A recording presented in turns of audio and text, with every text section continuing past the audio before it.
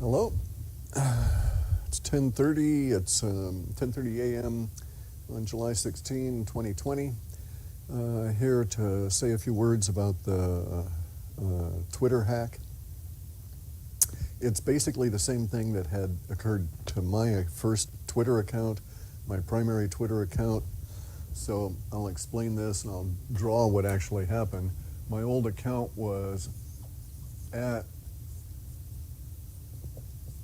Cliff_High. I have a new account. It was my alternate account. The alternate account was used to access the Twitter feed for some software I wrote where we used PGP software, and not to get into it, but I took words off the Twitter feed and did a real-time analysis for advertising purposes. But this was my primary account for years. It had like maybe 49K followers or something. I don't know, something like that. But here's how your authentication stuff works. They have a database. There's actually probably two separate databases if they're smart, rather than two tables within a single database. One is the admin. This is all part of the two-factor authentication. And what happens is your password is in your ID'd unique ID number account here in the one primary database that also has the other information about you, your location and all the stuff they collect that describes you as a person relating to their account. And it'll ultimately may include how many times you log in and in a given week, how active you are, the number of tweets, all the analytics stuff that you can see on your Twitter account by going to the analytics. And all of that stuff is kept over here, and this can be thought of as your personal master record within the Twitter system. Over on this other database, they're going to have your phone number. And that phone number is used by their software to send you a message, a text, that provides a code that you have to respond to in order to have that code trigger a piece of software here.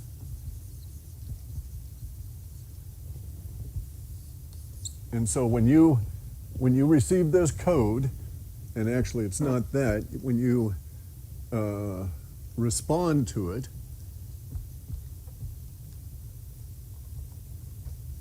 so you respond to that code and you send off a message which is received back via the software here, and that response is logging in and replying and refeeding this code back into the software.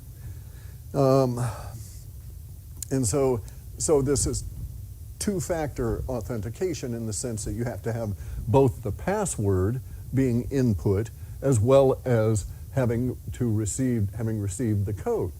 Now, having received the code depends obviously on the phone number that's stored in this database.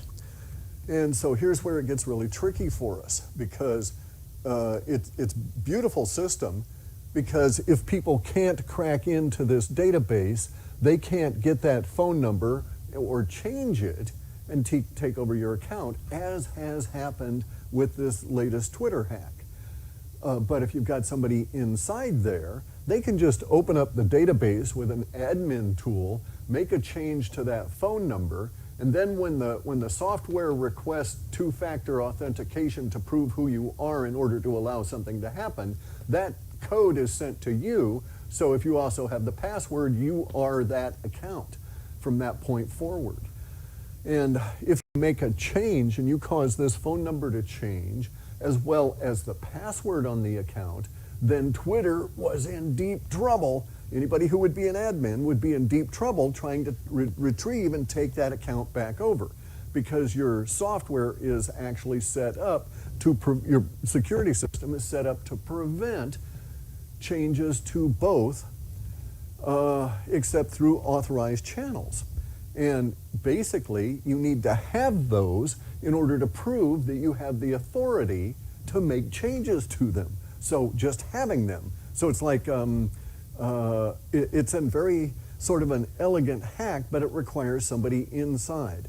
Or there is another far-fetched possibility that I actually ran into once in real life, okay, in a much more limited system that used a similar two-factor phone-based authentication system. In that case, I was involved with, I was a software subcontractor and technology subcontractor and system designer and network analyst and all of that kind of shit for a number of years, a great number of years, 25 or 30 years actively, and did a lot of contracts. One of them involved a company that had access to the back channel post office interbanking system through which maybe $1 billion a year was transferred for people. And so there, as you can imagine, there's tight security on that.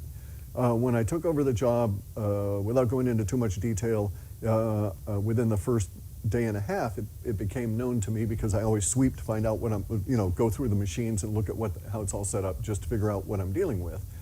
I became aware of the fact that there were these open ports on a Unix-based Sun Spark system, actually.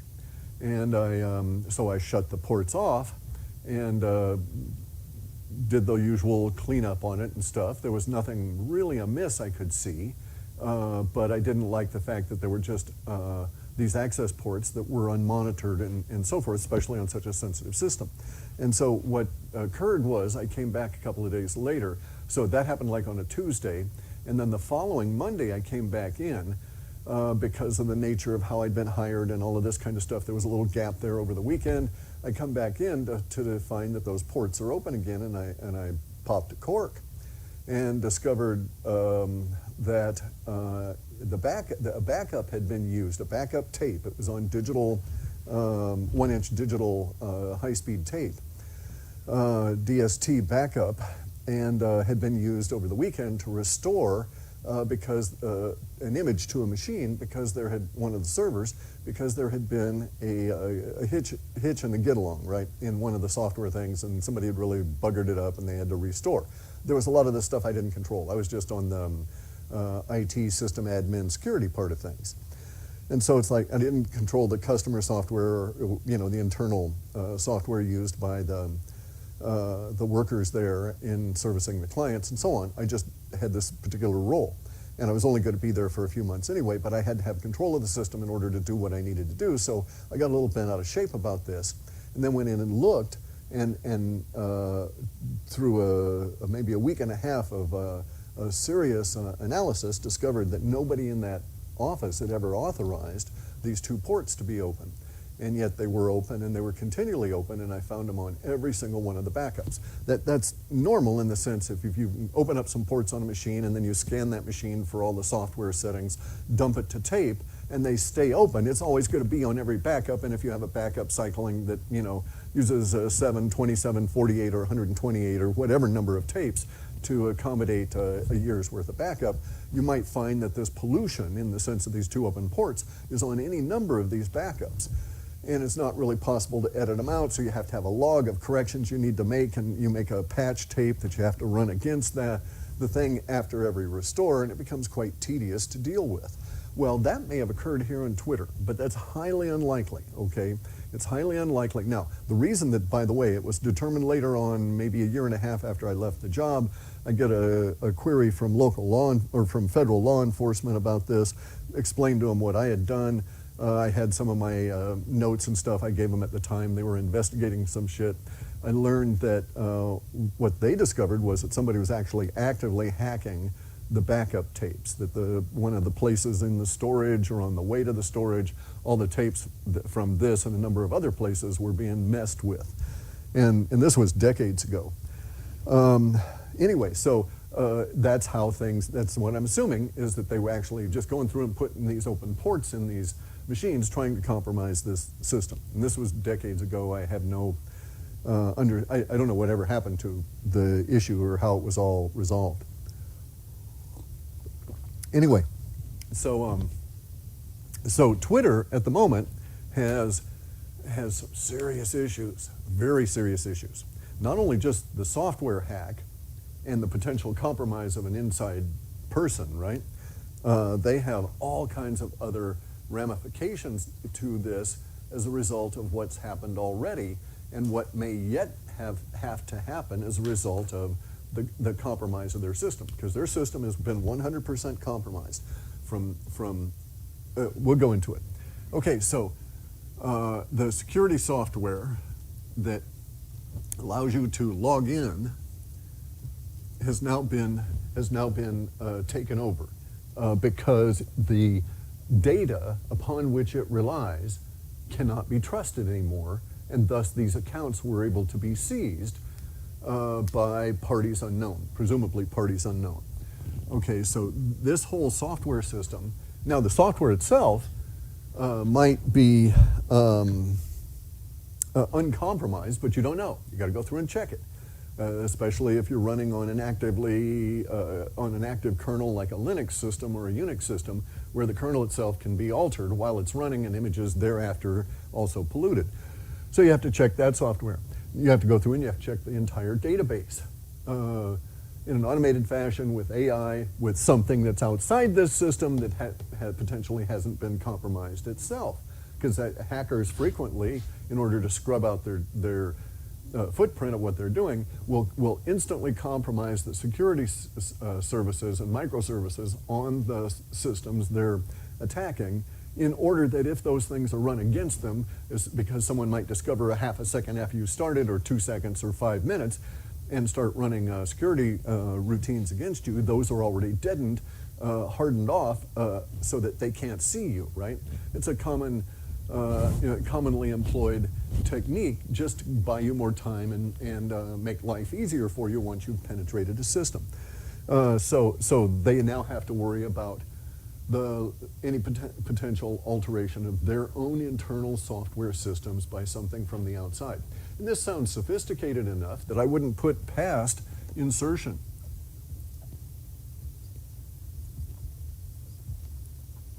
Insertion of code chunks into there. So they may have had part of this be an insertion attack. While all the rest of the garbage is going on, while you've got all the big brouhaha, you're polluting their entire system and basically putting in ports and opening up back doors for later on. And unless they go through potentially thousands of lines of code to sweep for such, they may not know it until it happens again. Thus is the fate of the network admin and the security guys. They got to be working for fucking months on this shit. Now, so they've also got to come through here and check and validate the database somehow, or throw it out and decide to rebuild it, cut their losses, any number of potential solutions, because it depends on how far and wide within the database the damage extends. You have to assume it's all taken, but you have to assume that every single password and every single phone number was taken out of Twitter. And let me explain what actually happened to me. When they hacked my account, I came back in to discover that I'd violated overnight, without having done any tweets, I'd violated Twitter's terms of service. How this occurred was that someone had come on in and they had changed the phone number. So they'd come on in and compromised my two-factor authentication with a phone number that was not mine. So when I tried to log in and deal with Twitter, I discovered that I couldn't reset my password. My password was not being accepted because it kept sending this code to a phone number that I didn't have. So I was never going to be able to get that code and respond.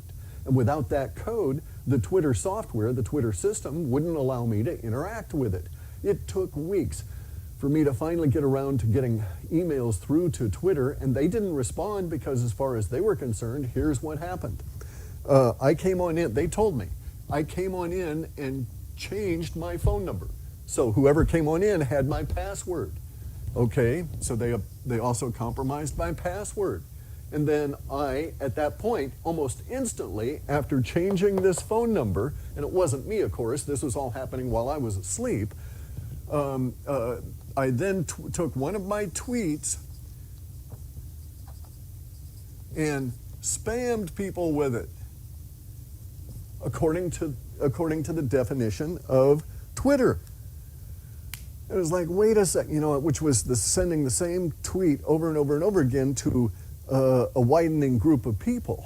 And it was like, wait a second, guys, I didn't do any of that. That occurred at a time frame relative to me that I was sacked out. Not that they could know that, not that I can prove that, but it's not my usual habit to tweet. They could check that. They could check and see how often have I ever tweeted between, 10 p.m. and midnight, and how often have I ever done a phone number change. Never done a phone number change ever. And all this was done at a time that I was asleep. And so in my opinion, it had to have been done from the inside, because it meant that they had the password and the original phone number, which is required to change to a new phone number.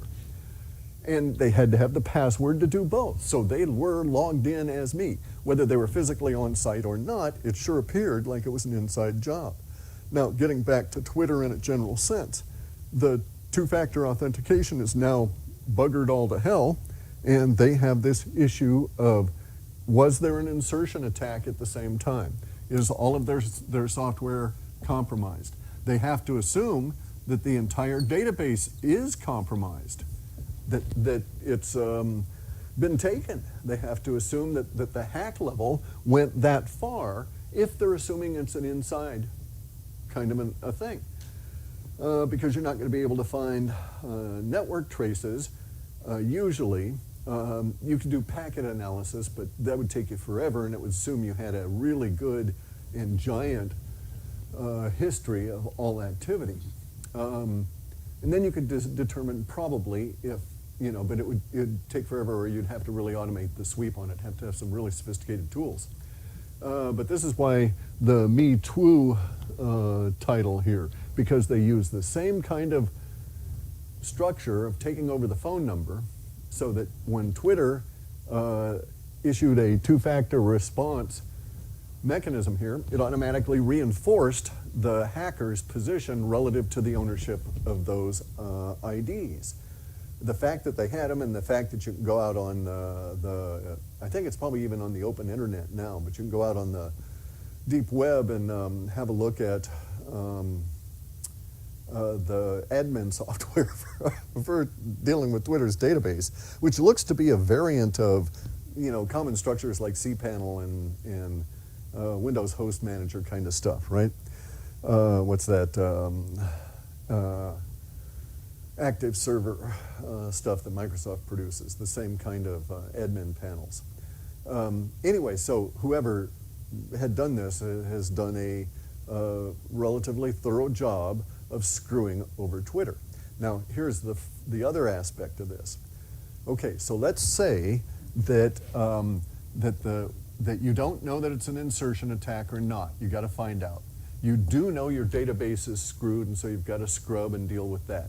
You do know that you can't rely on your security system at the level of data anymore, and you may not even be able to rely on it at the level of code. So all this has to be reworked and so on. Then there's the other aspect, not the PR, not the egg in the face, not any of that kind of stuff, right? Now you have to worry about, if it was actually an inside job, you've got to worry about somebody putting packet squirrels or pen testing land turtle kind of devices on the network, and continuing to cause problems, because you're not aware that after you've made all these changes, while you're making all these changes and doing all your work, they're watching every damn thing you're doing.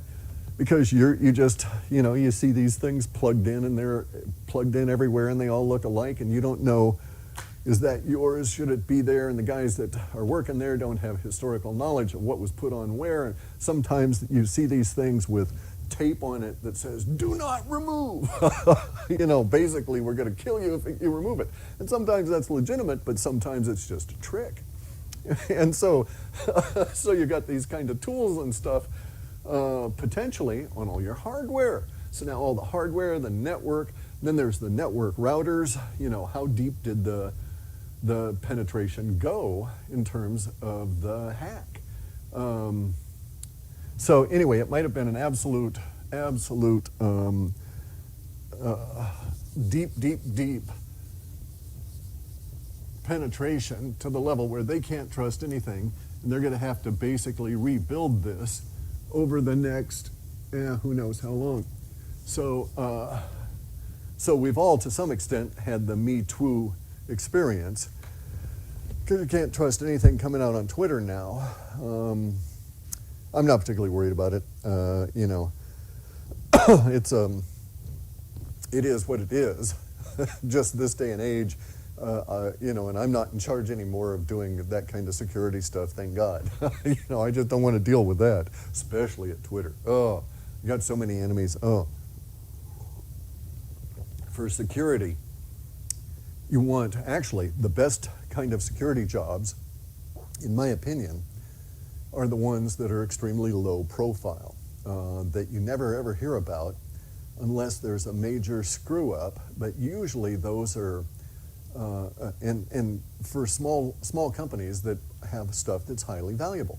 The reason being that unlike large companies like Twitter, which is highly valuable and so on, but unlike very large companies, with small companies that have high value assets they're protecting, you know you've got a good cash flow because people want to protect those assets, and you also know you've got basically a limited number of potential enemies and persons that want to cause you difficulties, and so it's much more easy to manage. Here you're in a situation where everybody may hate Twitter, you know, even the people that like Twitter may hate Twitter. So, you know, your potential universe of enemies is very large, and but this was very sophisticated, so that narrows it down quite a bit. In any event, though, so that was that part of it. Now, I wanted to get on to just a little bit of quick housekeeping.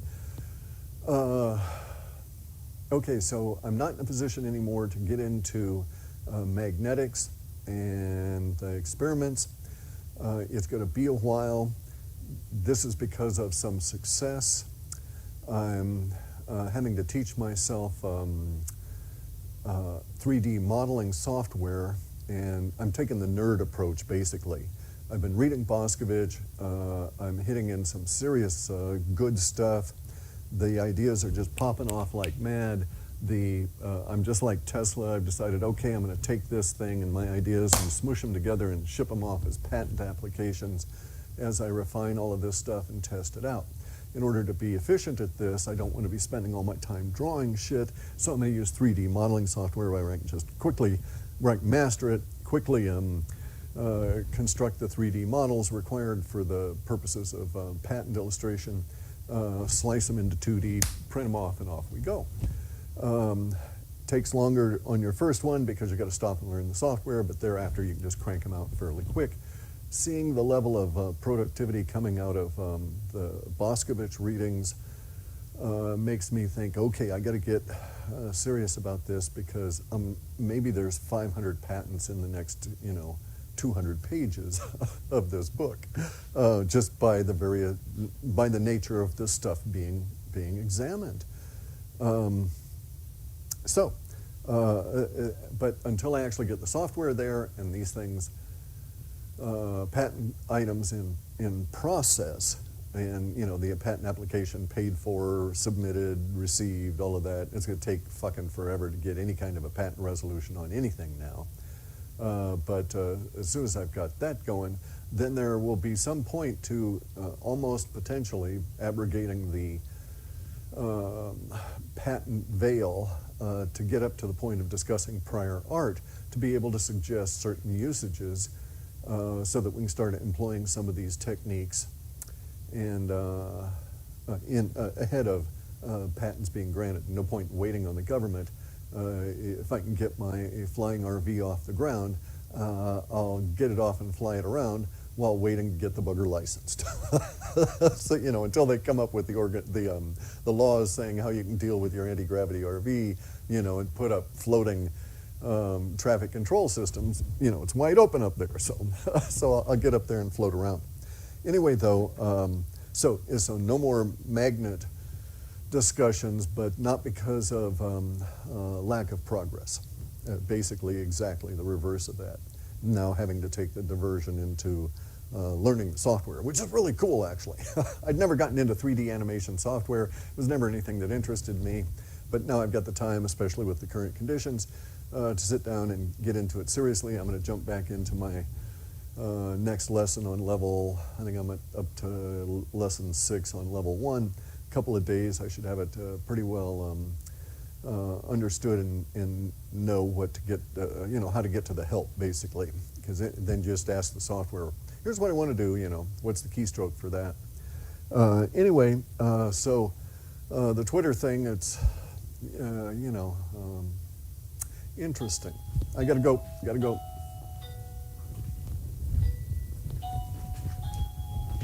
Yep.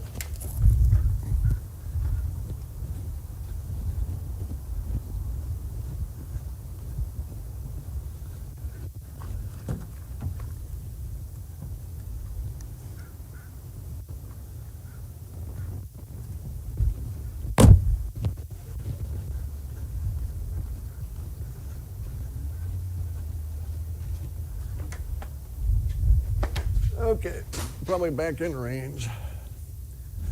Back in range? Yep, okay. Had to go, gotta go, guys.